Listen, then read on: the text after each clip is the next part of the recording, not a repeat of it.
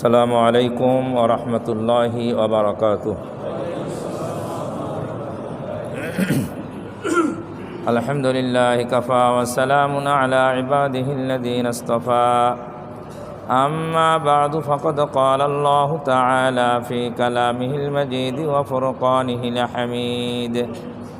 আউযু বিল্লাহি মিনাশ শাইতানির রাজীম। বিসমিল্লাহির রহমানির রহিম।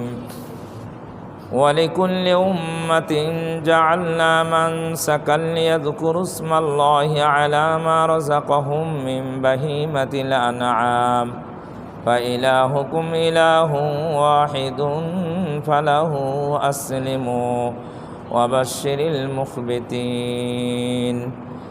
وقال رسول الله صلى الله عليه وسلم من وجد سعة فلم يضحي فلا يقربن مصلانا.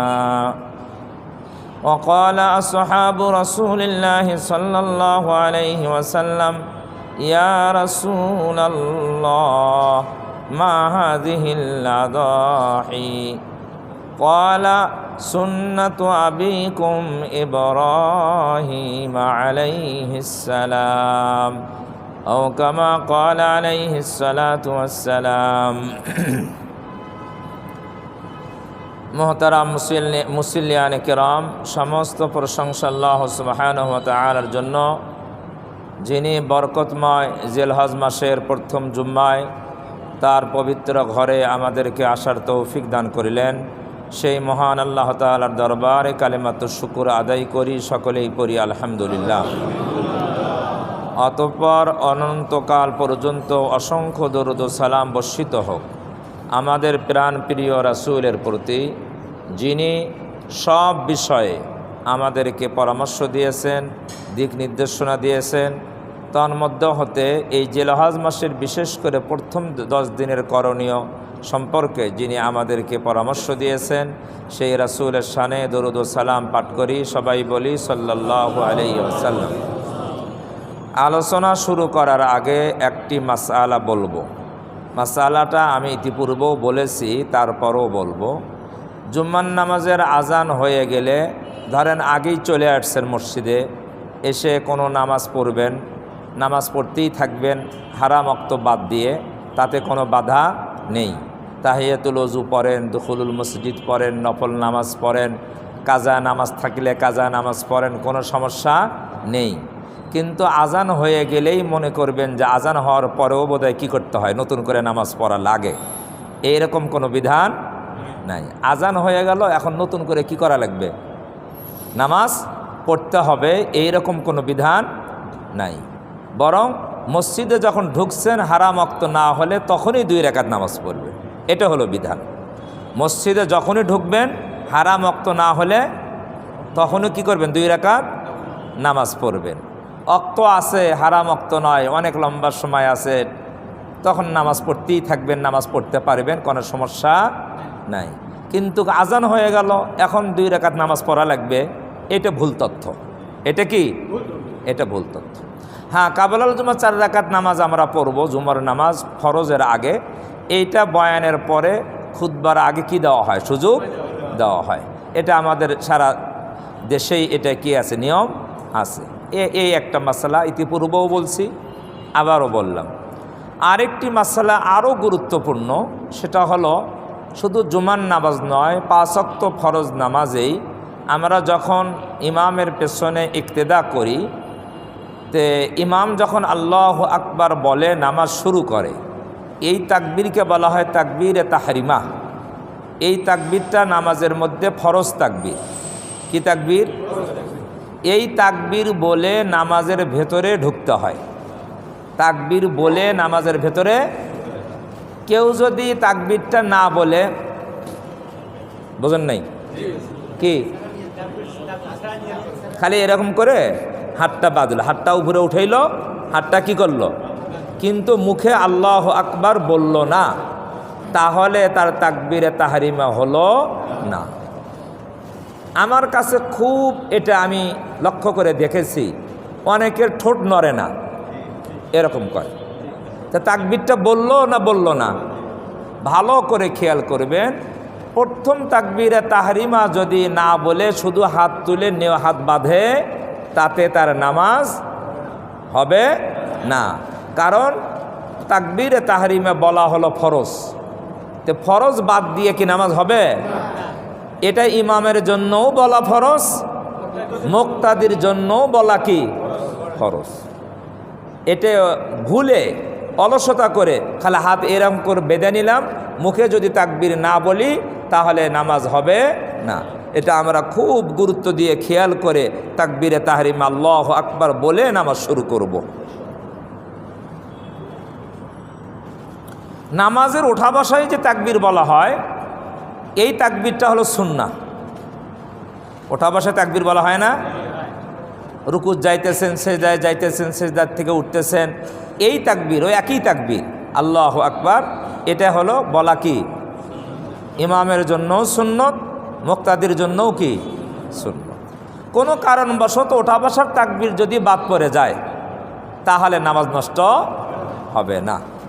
কিন্তু কোনো কারণবশত ভুলবশত প্রথম তাকবীর যদি বাদ যায় নামাজ হবে? নামাজ হবে। জামাত শুরু হয়ে গিয়েছে, রুকুত গিয়েছে, আপনি দৌড় দিয়ে এসে রুকু ধরলেন, কি ধরলেন? এসে ডাইরেক্ট এসে কি ধরলেন? রুকু ধরলেন। এখন রুকু ধরলেন, তাকবীরে তাহরিমা বলে রুকু ধরলেন না তাকবীরে তাহরিমা সারা ধরলেন? হ্যাঁ, সারাই। তাকবীরে তাহরিমা সারা যদি রুকু ধরেন তাহলে আপনার নামাজ বাতিল। আপনার নামাজ কি বাতিল। কারণ তাকবীরে তাহরিমা যখনই নামাজে অংশগ্রহণ করবেন শুরু হবে তাকবীরে তাহরিমা দিয়ে। আমার কাছে মনে হয় অনেকেই রুকু ধরে, সিজদা ধরে, তাকবীর আর বলে না, ঠিক কি না? মানে তার পরিস্থিতি দেখে বোঝা যায় ইনি তাকবীর বলতেছে না, ডাইরেক্ট চলে গেল। এই জন্য রুকুতে ধরেন, সিজদায় ধরেন, ইমামকে যে অবস্থায় ধরেন, প্রথমে নামাজ আপনাকে শুরু করতে হবে তাকবীরে আল্লাহু আকবার বলে। আর আল্লাহু আকবার যে বলবো এটা উচ্চারণ করে বলতে হবে, মনে মনে নয়। কি মুখ বন্ধ করে আল্লাহু আকবার বলছি মনে মনে, তাহলেও ফরজ আদায় হবে না। উচ্চারণ করে বলতে হবে, এমন উচ্চারণ যেন আপনার কানে শব্দটা শোনে। কানে কি শোনে? আমরা অনেকেই যখন নামাজ পড়ি একা একা চুপ করে নামাজ পড়ি, সূরা কিরাত মনে মনে পড়ে, সূরা কিরাত মনে মনে পড়ে, ঠোঁট যদি না নড়ে নামাজ বাতিল। নামাজ হবে? কেরাত পড়া তো ফরজ, ফরজ মানে শব্দ করে পড়তে হবে, আস্তে পড়া আর জোরে পড়া। তা আস্তে পড়া মানে মনে মনে পড়া না, উচ্চারণ করে পড়তে হবে। মহিলাদের বেলাও এমন ঠোঁট নাড়াইয়ে পড়তে হবে, মনে মনে না, ঠোঁট বন্ধ করে নয়, ঠোঁট নাড়াইয়ে পড়তে হবে। না পড়লে কেরাত হবে না, কেরাত না হলে নামাজও হবে না। আল্লাহ তাআলা আমাদের বোঝার তৌফিক দান করে। কোনো রুকুন ইমামের আগে করা যাবে না। রুকুত যাওয়া, রুকুত থেকে ওঠা, সিজদায় যাওয়া ইমামের আগেই এত মানে সজাগ, এত মানে আগের থেকে মনে হয় কি হয়ে থাকে, রেডি হয়ে থাকে। ইমাম আল্লাহু আকবার বলার আগে ওনার আল্লাহু আকবার বলা সব কিছু কি শেষ, নামাজ হবে না। ইমামের আগে মুক্তাদির কোনো কাজ করলে নামাজ কি হই? ওই মুক্তাদির নামাজ বাতিল। আরেকটা জরুরি বিষয় বলে অন্যদিকে যাব, ইমামের আগে সালাম ফিরানো যাবে না। ইমামের আগে সালাম ফিরানো যাবে না। যদি আপনি ইমামের আগে সালাম ফিরান আপনার নামাজ কি বাতিল। ইমামের পেছনে সালাম ফিরাইতে হবে। ইমামের কি? ইমামের পরে পরে চলবে, আপনার আমলটা কি ইমামের পরে পরে চলবে। ইমামের আগে যদি সালাম ফিরান, অনেক সময় ইমাম সাহেব সালামটা একটু লম্বা দেয়, কি দেয়? লম্বা দেয়। এখন আপনি তো ইমাম দিলে তো সশব্দে, আপনি দিলেন আস্তে, তা আপনারটা আগেই শেষ হয়ে গেল। ইমামের ঘাড় ফিরানো হয় নাই, সালামও শেষ হয় নাই, আপনার ঘাড় ফিরানো, সালাম শেষ, সব শেষ, তাহলে নামাজ বাতিল হয়ে যাবে। এই জন্য উত্তম হলো, উত্তম কি জানেন? উত্তম হলো ইমাম যখন ডান দিকে সালাম ফিরে শেষ করবে তখন আপনি সালাম ফিরাবেন। ইমাম যখন ডান দিকে সালাম কি করবে? শেষ করবে, আপনি তখন ডান দিকে কি করবেন? সালাম ফিরবে, শুরু করবেন, শেষ করবেন। এরপরে ইমামের বাম দিকে যখন সালাম শেষ হয়ে যাবে তখন আপনি বাম দিকে সালাম ফিরাবেন। কথা বুঝে আসছে না? আসে না? এতে নামাজ ভঙ্গ হওয়ার কোনো সুযোগ নাই। যারা হজ করেছেন, ওমরা করেছেন, তারা দেখেছেন মক্কা মদিনা শরীফে মোকাব্বের আছে, ইমামের পেছনে মোকাব্বের আল্লাহু আকবার বলে মাইক দিয়ে। কি দিয়ে বলে? ওখানে দেখবেন ইমাম সাহেব যখন দুই দিকে সালাম ফিরায়, কোন দিকে? দুই দিকে সালাম ফিরানোর পরে মোকাব্বের সালাম ফিরে। যারা হজ ওমরা করেছেন তারা দেখে আসছেন ইমামের দুই দিকে সালাম ফিরানোর পরে এরপরে মোকাব্বির কি করে? সালাম ফিরে। কেন জানেন? যাতে মুক্তাদির সালামটা ইমামের আগে না হয়। কথাটা মনে থাকবে? আল্লাহ তাআলা আমাদের বোঝার তৌফিক দান করেন। আমরা কুরবানির মাসাইল সম্পর্কে গত জুমায় আলোচনা করেছিলাম। আজকেও বিক্ষিপ্তভাবে কিছু আলোচনা করার নিয়ত করেছি। আল্লাহ তাআলা যতটুকু তৌফিক দান করেন। কোরআন শরীফের যে আয়াত আমি পড়েছি, এই আয়াতের মধ্যে আল্লাহ তাআলা বলেছেন ওয়ালিকুল্লি উম্মাতিন জাআলনা মানসাকা, আমি প্রত্যেক জাতির জন্যই কুরবানির বিধান দিয়েছি। প্রত্যেক জাতির জন্যই, প্রত্যেক উম্মতকেই কুরবানির বিধান দিয়েছি। এর থেকে বোঝা যায় প্রত্যেকটা নবীর জামানায় তাদের উম্মতের উপরে কুরবানির কি ছিল? বিধান ছিল। তবে পদ্ধতি কি ছিল? বিভিন্ন রকমের ছিল। কোরআন শরীফে দুইটা পদ্ধতি স্পষ্ট করে আলোচনা করা হয়েছে। কুরবানির দুইটা পদ্ধতি। একটা হলো আদম আলাইহিস সালামের ছেলে হাবিল এবং কাবিলের কুরবানি, এটা স্পষ্ট আলোচনা করা হয়েছে। আর একটা কুরবানি হলো হযরত ইব্রাহিম আলাইহিস সালামের কুরবানি। তিনি তার পুত্র সন্তান ইসমাইলকে যে কুরবানি করেছিলেন, এই কুরবানির আলোচনা কোরআন শরীফে স্পষ্টভাবে পদ্ধতিগতভাবে আলোচনা করা হয়েছে। হাবিল কাবিলের যে কুরবানি, এটা ইসলামের ইতিহাসে, মানব জাতির ইতিহাসে প্রথম কুরবানি। কিন্তু এই কুরবানিটা আমরা ওই কুরবানির আদর্শ পালন করি না।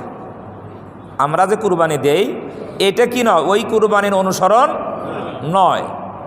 কারণ ওই কুরবানিটা ছিল মূলত দুই ভাইয়ের দুই বোনকে বিবাহ করা নিয়ে। এটা কি? দুই ভাইয়ের দুই বোনকে, কাবিলের বোন বিবাহ করবে হাবিল, হাবিলের বোন বিবাহ করবে কে? কাবিল। কারণ সেই সময় তো আর অন্য কোনো মানুষ ছিল না, ভাই বোনই তো ছিল। তো শরীয়তের বিধান ছিল আগের ভাই পরের বোন, পরের ভাই আগের বোন, এইভাবে বিবাহ হবে। কিন্তু ঘটনাচক্রে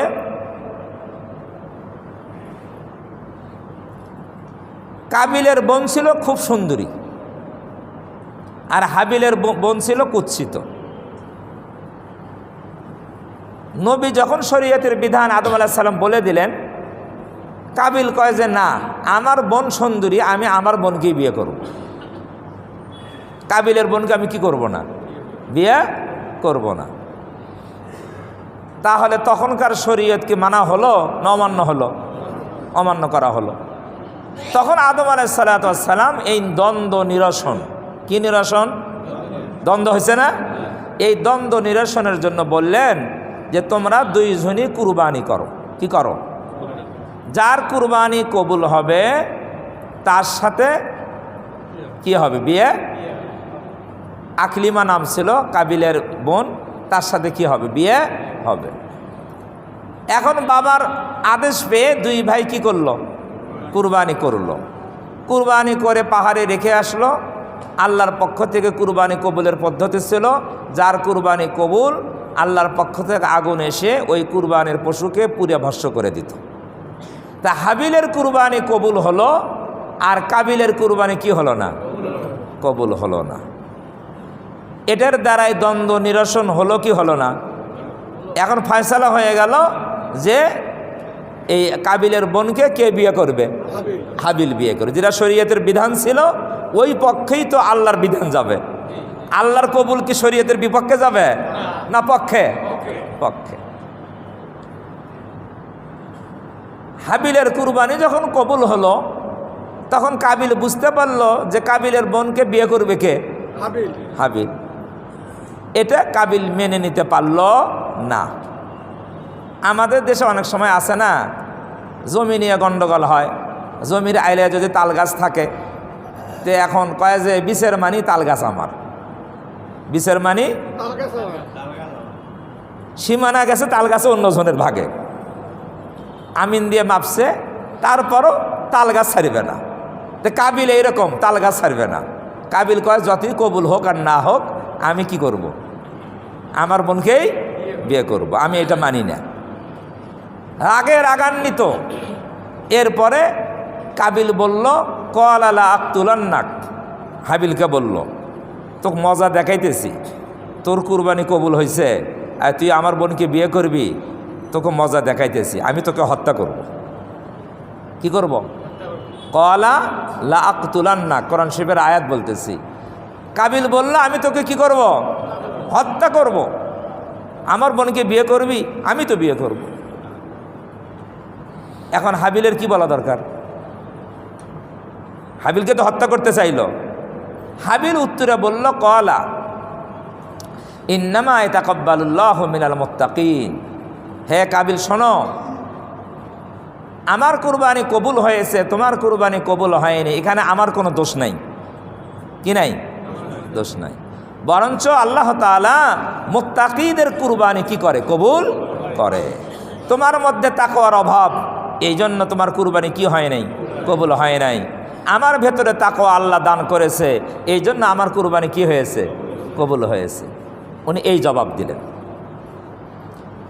এখন ঘটনা হলো, এটা তো ইসলামের ইতিহাসে প্রথম কুরবানি। এটা হলো দ্বন্দ্ব নিরসনের কি কুরবানি। আর প্রসিদ্ধ কুরবানি ইব্রাহিম আলাইহিস সালাতু ওয়াস সালামের কুরবানি, সন্তানের কুরবানি। এটা কি কোনো দ্বন্দ্ব নিরসনের কুরবানি? না, এটা দ্বন্দ্ব নিরসনের কুরবানি নয়। এই কুরবানি হলো আল্লাহর পরীক্ষা। আল্লাহর পরীক্ষা। আল্লাহর পরীক্ষা বিভিন্নভাবে হয়। কি বিভিন্নভাবে আল্লাহ বান্দাকে কি নেয়? বান্দার পরীক্ষা নেয়। কোরআন শরীফে এক জায়গায় বলা হয়েছে ওয়ালা নাবলুওয়ান্নাকুম বিশাইইম মিনাল খাউফি ওয়াল জুই ওয়া নাকসিম মিনাল আমওয়ালি ওয়াল আনফুসি ওয়াস সামারাত। আল্লাহ বলেন আমি তোমাদেরকে অবশ্যই পরীক্ষা নিব। তোমাদের ধন সম্পদ ক্ষতির মাধ্যমে, তোমাদের জানের ক্ষতির মাধ্যমে, ফসলাদির ক্ষতির মাধ্যমে বিভিন্নভাবে আমি তোমাদের কি নিব? পরীক্ষা নিব। তা আল্লাহ তাআলা বান্দার বিভিন্নভাবে পরীক্ষা নিয়ে থাকেন। ইব্রাহিম আলাইহিস সালাতু ওয়াস সালামকে আল্লাহ তাআলা বহু পরীক্ষা নিয়েছেন, বহু পরীক্ষা নিয়েছেন। এ কথাও কোরআন শরীফে আছে ওয়া ইযিবতালা ইব্রাহিম রাব্বুহু বিকালিমাতিন ফাতাম্মাহুন। আল্লাহ তাআলা তোমার রব ইব্রাহিম আলাইহিস সালামকে বিভিন্ন পরীক্ষা নিয়েছেন, ফাতাম্মাহুন্না। আর ইব্রাহিম আলাইহিস সালাম সব পরীক্ষায় কি হয়েছে? উত্তীর্ণ হয়েছে। তো পরীক্ষা, এই পরীক্ষার একটা পরীক্ষা ছিল ইব্রাহিম আলাইহিস সালাতু ওয়াস সালাম 86 বছর বয়সে ইব্রাহিম আলাইহিস সালাতু ওয়াস সালামের কি হয়েছে? এই ইসমাইলের জন্ম হয়েছে। ইব্রাহিম আলাইহিস সালামের বয়স কত ছিল? যুবক মানুষ না বুড়ো মানুষ? যুবক না বুড়ো? হ্যাঁ, বৃদ্ধ মানুষ। আল্লাহর কাছে দোয়া করছিলেন বৃদ্ধ বয়সে ইব্রাহিম আলাইহিস সালাম, রব্বি হাবলি মিনাস সালিহিন। হে আমার রব, আমাকে একজন নেককার সন্তান দান করেন, নেক সন্তান দান করেন। আল্লাহ তাআলা বললেন ফাবাশশারনাহু বিগুলামিন হালিম। ইব্রাহিম তোমার দোয়া কবুল।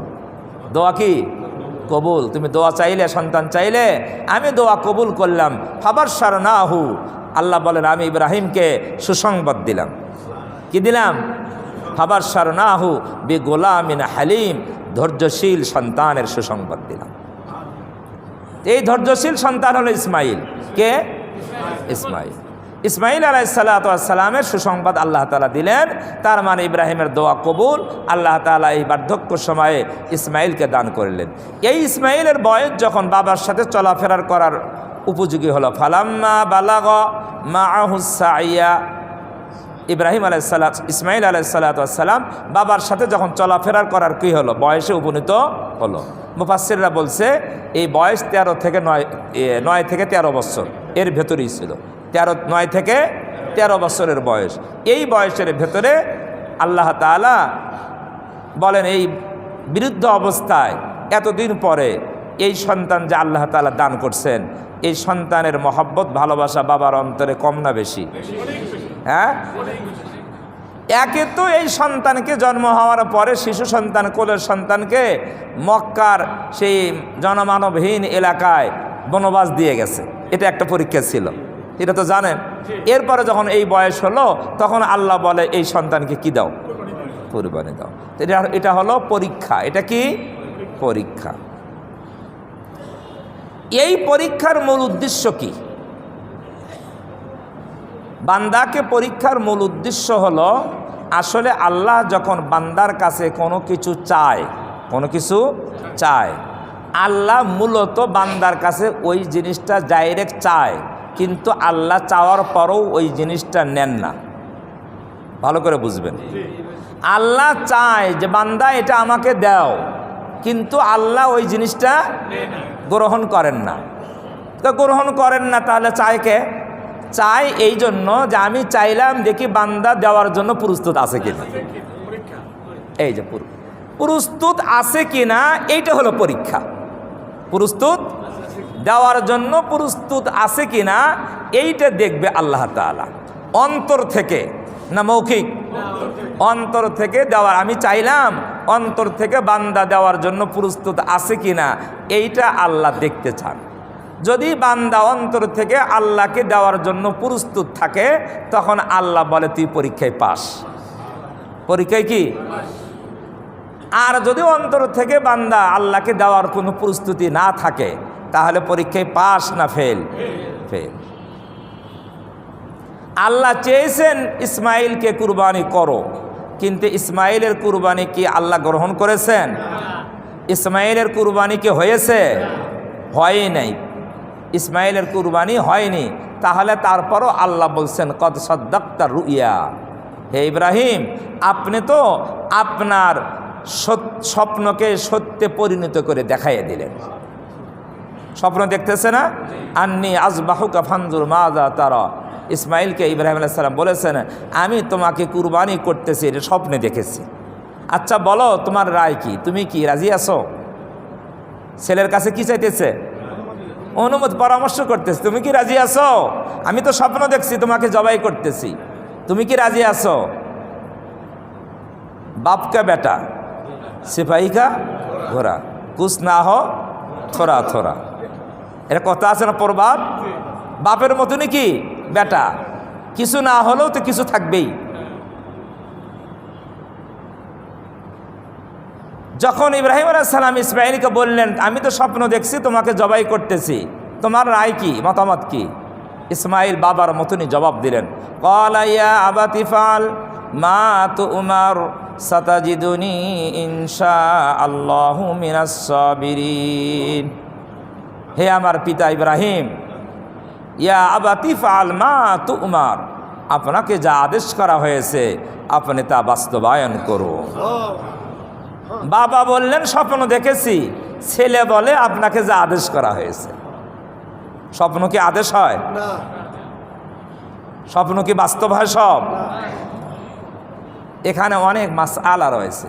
কেউ যদি স্বপ্ন দেখেন যে আমি অমুক মাজারে একটা ছাগল কুরবানি দিচ্ছি, স্বপ্ন দেখলেন কি